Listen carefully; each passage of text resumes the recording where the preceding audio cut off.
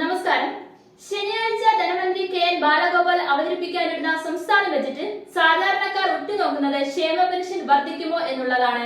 രണ്ടാം LDF സർക്കാരിന്റെ പ്രധാനപ്പെട്ട വാഗ്ദാനങ്ങളിലൊന്ന് ക്ഷേമ പെൻഷൻ 2500 രൂപയാക്കി ഉയർത്തും എന്നതായിരുന്നു. എന്നാൽ നിലവിൽ 1600 രൂപ വീതമാണ് പ്രതിമാസം ക്ഷേമ പെൻഷനായി നൽകുന്നത്.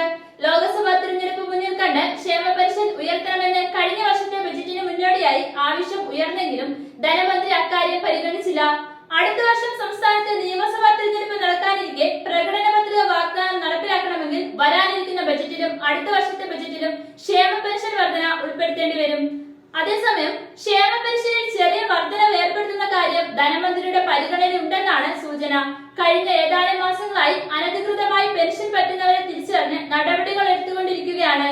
ഇതിനു പുറമെ ക്ഷേമ പെൻഷൻ വിതരണം കാര്യക്ഷമമായി നടപ്പിലാക്കുന്നത് വഴി ചെലവ് കുറയ്ക്കാമെന്നതാണ് ധനമന്ത്രിയുടെ പ്രതീക്ഷ. സംസ്ഥാനത്ത് ഒരു മാസം ക്ഷേമ പെൻഷൻ നൽകാൻ വേണ്ടി 900 കോടി രൂപയാണ് ചെലവ്. നിലവിൽ കടുത്ത സാമ്പത്തിക പ്രതിസന്ധി നേരിടുന്ന സംസ്ഥാനത്ത് ക്ഷേമ പെൻഷൻ വർദ്ധിപ്പിച്ചാൽ ഉണ്ടാകുന്ന അധിക ബാധ്യതയാണ് ധനവകുപ്പ് നേരിടുന്ന പ്രധാന വെല്ലുവിളി. അതേസമയം അടുത്ത വർഷം തെരഞ്ഞെടുപ്പ് നടക്കാനിരിക്കുന്നു എന്നുള്ളതും സർക്കാർ പരിഗണിക്കേണ്ടി വരും. രണ്ടാം പിണറായി സർക്കാർ അധികാരത്തിൽ വന്ന ശേഷം ഇതുവരെ ക്ഷേമ പെൻഷൻ കൂട്ടിയിട്ടില്ല. 2021 ഒന്നാം പിണറായി സർക്കാർ അവതരിപ്പിച്ച അവസാന ബജറ്റിലാണ് ക്ഷേമ പെൻഷൻ അവസാനമായി കൂട്ടിയത്.